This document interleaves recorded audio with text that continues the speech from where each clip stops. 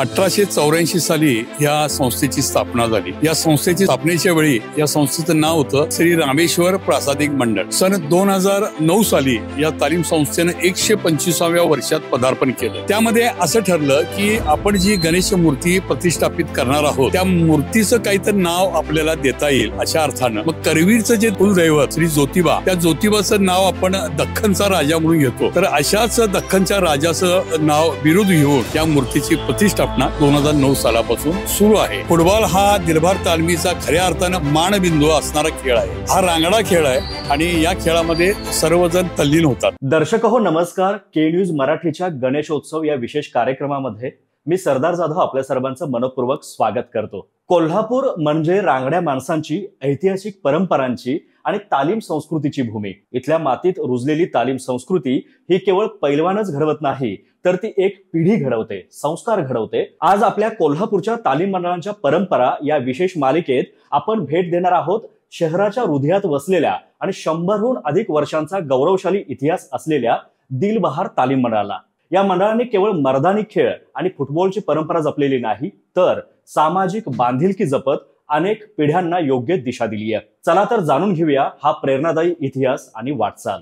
मी पद्माकर कापसे, दिलभार तालीम मंडळचा माजी अध्यक्ष। दिलभार तालीम मंडळ म्हणून आज संपूर्ण सर्वत्र त्या नावाचा उल्लेख केला जातो किंवा नाव परिचित आहे किंवा नावाचा लौकिक आहे। हे जरी खरं असलं तर आम्ही शालेय म्हणजे आम्हाला तर आमचा काही जन्म नव्हता आणि लहानपणापासून आम्ही ऐकत आलेलो आहे। ज्या वेळेला 2009 साली आम्हाला 125व्या वर्षात पदार्पण झालं, संस्थेने केलं, त्यावेळेला सहज या तालीम संस्थेचा पूर्व पीठिका किंवा पार्श्वभूमी जी काय असेल त्यासाठी मी बऱ्याच लोकांना, जुन्या जाणत्या लोकांना विचारण्याचा प्रयत्न केला। म्हणून आम्हाला हे थोडंसं मी सांगितलेलं अवगत झालं आणि त्याची सत्यता बघण्यासाठी पुरालेखागार विभाग जो आहे आपल्या कोर्टाजवळ, आता जे उच्च न्यायालय खंडपीठ झाले समोर, ते आता नाही आहे, निर्माण पाडली, नवीन होईल तिथं, पण तरी सुद्धा तिथं मी जाऊन एक आठवडाभर काढला आणि त्यामध्ये अनेक दस्तऐवज बघितले, शाहू महाराजांच्या काळातले त्यांचे हस्तलिखित वगैरे। त्यामध्ये असा दाखला होता की या ठिकाणी छत्रपती घराण्याची ही तालीम संस्था आहे। म्हणजे आम्ही असं म्हणतो की छत्रपती घराण्याचा राजाश्रय लाभलेली ही संस्था, अशी काही मुठभर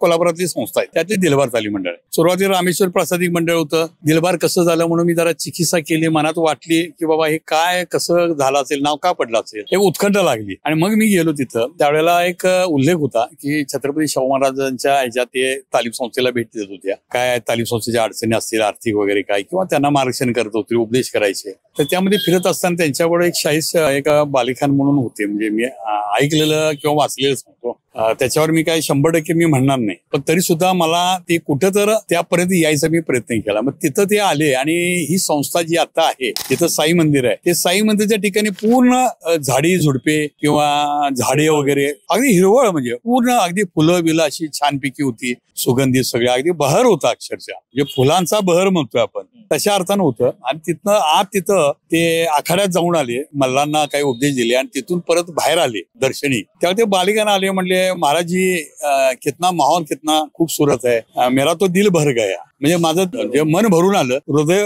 माझं तृप्त झालं, अशा अर्थाने त्यांनी काहीतरी हिंदीमध्ये बोलले, मेरा तो दिल भर गया। तर दिल भर गया, अरे ये दिल का बहार है, दिल के लिए बहार आहे, असं काहीतरी थोडंसं बोलता झालं आणि तो शब्द रूढ अर्थाने झाला असेल असं मला वाटते। त्यामुळे दिल बहार अशा अर्थाने ते रूढ झालं असावं। कथा ऐकली नाही, म्हणजे मी तिथं गेलो आणि ती गेल्यानंतर संदर्भ मिळाला, संदर्भ दिलं। कोणी ह्याच्याबद्दल दाखला देत नाही, कोणी त्याची माझी सत्यता म्हणत नाही, पण कुठं जर काहीतरी झालं असेल त्याच्यावरनं मी थोडंसं अनुमान केलं। आणि गणेशोत्सव म्हणा किंवा दिलभार तालीम संस्थेच्या वतीने जे वर्षभर कार्यक्रम होतात, उपक्रम होतात, त्यामध्ये मी हिरईन आणि सक्रिय असतो। पण ही संस्था यंदाच्या वर्षी 141व्या वर्षात पदार्पण करीत आहे। त्या संस्थेचा परिचय सांगायचा झाला तर खूप स्वातंत्र्यपूर्व इतिहासामध्ये जावं लागेल। 1884 साली या संस्थेची स्थापना झाली। या संस्थेची स्थापनेच्या वेळी या संस्थेचं नाव होतं श्री रामेश्वर प्रासादिक मंडळ। म्हणजे तत्कालीन परिस्थितीत जे काही वेगवेगळ्या समाजामध्ये पुढारी प्रभारी होते, समाजाचं नेतृत्व करत होते. आणि सगळ्यात महत्वाचं म्हणजे हा जो भाग आहे दिलबार तालीम परिसर आहे त्यामध्ये 18 पगडी जाती जमातीचे लोक आहेत, परंतु अनेक मुस्लिम आहेत, हिंदू आहेत, जैन आहेत आणि बरेचसे लोक आहेत आणि सामान्य स्तरातील लोक आहेत. सर्व जाती धर्मांना एकत्रित बांधणारा हा रविवारपेठचा भाग. आणि यामध्ये मग त्या भागातले लोक जे आले आणि त्यांनी एक व्यायाम मंदिर किंवा शरीर कमवण्यासाठी समाजामध्ये चांगल्या पद्धतीचं वातावरण निर्माण करून नव्या पिढीला घडवताना त्यांचं व्यायाम चांगलं बळकट व्हावं, निरोगी व्हावं, निर्व्यसनी व्हावं अशा अर्थानं ती प्रासादिक मंडळाची स्थापना होती. आणि त्यात धार्मिक अधिष्ठान थोडंसं होतं. आणि नंतर कालांतरानं मात्र ही संस्था दिलबहार तालीम मंडळ म्हणून परिचित झाली. आता या संस्थेचं मूळ जर बघितलं तर वेगवेगळ्या स्वातंत्र्य लढ्यातला इतिहास पुढे घेऊन संस्थेचं जे रोपटं लावलेलं आहे त्या दूरदृष्टी ठेवणाऱ्या लोकांनी, संस्थापकांनी त्याचं स्वरूप वाढत गेलं. आणि आज दिलबहार तालीम मंडळ फक्त केवळ कोल्हापूर शहर नव्हे, जिल्हा नव्हे, तर महाराष्ट्रामध्ये काही मुठभर संस्था असतील त्यामध्ये नावारूपाला आलेली ही संस्था आहे. या संस्थेचं आता सध्याचं स्थिती जर बघितली तर एक गणेश उत्सव जो खऱ्या अर्थानं धर्मोत्सव म्हणून आपण साजरा जरी करत असलो तर तो लोकोत्सव म्हणून आम्ही साजरा करीत आहोत. सन 2009 साली या तालीम संस्थेनं 125व्या वर्षात पदार्पण केलं. त्यावेळेला ह्या गणेश उत्सवाचं स्वरूप थोडंसं बदललं आम्ही. पूर्वी गणेशोत्सव होत होता, नाही असं नाही, परंतु स्वरूप त्याचं मर्यादित होतं. माजी महापौर रामभाऊ फाळके असतील आणि माजी नगरसेवक विनायक फाळके आणि संपूर्ण या भागातील सर्व तरुण वर्गाने एकत्र करून एक गणेश उत्सवाला एक चांगलं धार्मिक अधिष्ठान असणारं स्वरूप निर्माण करण्याचा सुरुवात केली. त्यामध्ये असं ठरलं की आपण जी गणेश मूर्ती प्रतिष्ठापित करणार आहोत त्या मूर्तीचं काहीतरी नाव आपल्याला देता येईल अशा अर्थानं मग करवीरचं जे दैवत आहे आपलं कुलदैवत श्री ज्योतिबा, त्या ज्योतिबाचं नाव आपण दख्खनचा राजा म्हणून घेतो. तर अशाच दख्खनच्या राजाचं नाव बिरुद घेऊन या मूर्तीची प्रतिष्ठापना 2009 सालापासून सुरू आहे. यंदाचं 141 वर्ष आहे आणि संपूर्ण परिसरामध्ये एक धार्मिक वातावरण निर्माण झालेलं आहे. हिंदू धर्म संस्कृतीमध्ये पंचायत आणि याग हे सर्वोच्च यागचं महत्व आहे. म्हणजे त्याच्यात होम वहन वगैरे ते व्यक्तिगत पातळीवर कुणाला ते याग करता येत नाही. त्याचं खर्चिक स्वरूप आहे, व्यापक आहे. त्यामुळं या ठिकाणी तो याग केला जातो. विश्व शांतीची प्रेरणा यामागे आहे. अनेक अर्थानं धार्मिक अधिष्ठान त्यामध्ये आहेत. आणि हैदराबाद येथून जवळपास 10 ते 11 लोक दरवर्षी या ठिकाणी येतात आणि संस्कृतमध्ये मंत्रोच्चार पठण होतं. आणि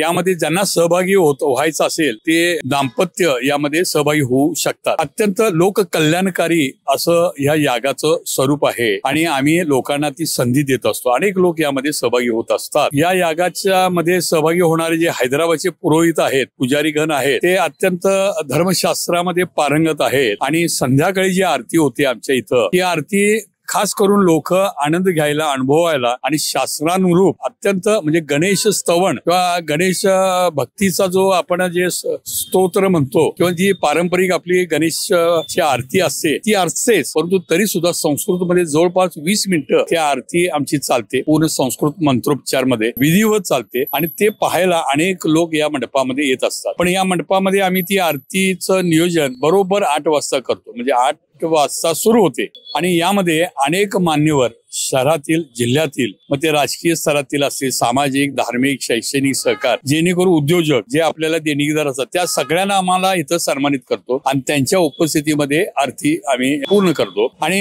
जे येणारे पाहुणे जे आहेत किंवा निमंत्रित लोक आहेत त्यांना आम्ही पुष्पगुच्छ देत नाहीये. तर पर्यावरणपूरक गणपती उत्सव खरं बघितलं दिलबार तालिमीने सुरुवात केली. पर्यावरणपूरक जे काय म्हणत होतो आपण त्याची सुरुवात श्री गणेश या दिलबार तालीम मंडळानेच केली. तर जवळपास 1008 रोपं आम्ही प्रतिवर्षी ती वितरित करतो आणि येणाऱ्या पाहुण्यांना आम्ही देतो. आता खरं बघितलं तर सुरुवातीची जी स्थापना जी होती ती शरीर बळकट व्हावं, निरोगी राहावं आणि व्यसनमुक्त राहावं पिढी, यासाठी वेगवेगळे मर्दानी खेळ या तालीम संस्थेत खेळले जात होते. म्हणजे या तालमीत आखाडा होता लाल मातीचा. यामध्ये अनेक मल्ल आपले त्या मल्ल विद्या त्यांनी त्यामध्ये निष्णात होऊन देशभर त्यांनी नाव चमकवलेलं आहे. आणि हे खेळ खेळत असताना खऱ्या अर्थानं जर बघितलं तर अनेक खेळ आहेत. जे क्रिकेट असेल जो आपल्या देशात आणि परदेशात प्रख्यात आहे, पण त्याच्यापेक्षा सुद्धा जसं संपूर्ण देशामध्ये कलकत्ता हे फुटबॉलसाठी प्रख्यात आहे, तसं आपल्या देशात जर दुसरं नाव जर घ्यायचं झालं तर गोव्यानंतर तर कोल्हापूरचं घ्यावं लागेल. फुटबॉलमध्ये कोल्हापूरचं नाव संपूर्ण देशात आहे आणि यामध्ये काही मोजकी जी तालीम संस्था आहेत त्यांनी तो खेळ पुढे नेलेला आहे. यामध्ये आम्हाला अतिशय आनंदाने मला सांगावं वाटतं की दिलभार तालीम मंडळाचा फुटबॉल आणि फुटबॉलवर प्रेम करणारे सर्व फुटबॉल प्रेमी, तर यासाठी आम्ही विशिष्ट आमच्या मर्यादेतच आम्ही खेळाडूंना घेत नाही. जो चांगला खेळाडू असेल त्या खेळाडूला आम्हाला इथं संधी द्यायला आवडते. एक ABC असे 3 संघ आहेत आणि अनेक ट्रॉफ्या तुम्हाला त्या कार्यालयात सुद्धा बघायला मिळतील. प्रतिवर्षे त्या मिळवल्या जातात आणि स्थानिक लोकांना संधी दिली जाते. फुटबॉल हा दिलभार तालमीचा खऱ्या अर्थानं मानबिंदू असणारा खेळ आहे. हा रांगडा खेळ आहे आणि या खेळामध्ये सर्वजण तल्लीन होतात. या वर्षीचा उत्सव प्रतिवर्षीप्रमाणे धार्मिक स्वरूप असणारा उत्सव आहे. म्हणजे तो धर्मोत्सव आहे, लोकोत्सव आहे. जुन्या काही परंपरा आहेत, जुन्या काळातल्या इतिहासातल्या काही कथा असतील किंवा देवदेवतांचं स्वरूप असेल ते या मंडपामध्ये तुम्हाला पाहायला मिळेल. यंदाचं जे उत्सव जो आहे त्यामध्ये करविरी निवासिनी श्री आई अंबाबाई, जे महालक्ष्मी आपण म्हणतो, प्रचलित झालेलं नाव आहे. खरं मूळ स्वरूप त्या आई अंबाबाई श्री पद्मावती आणि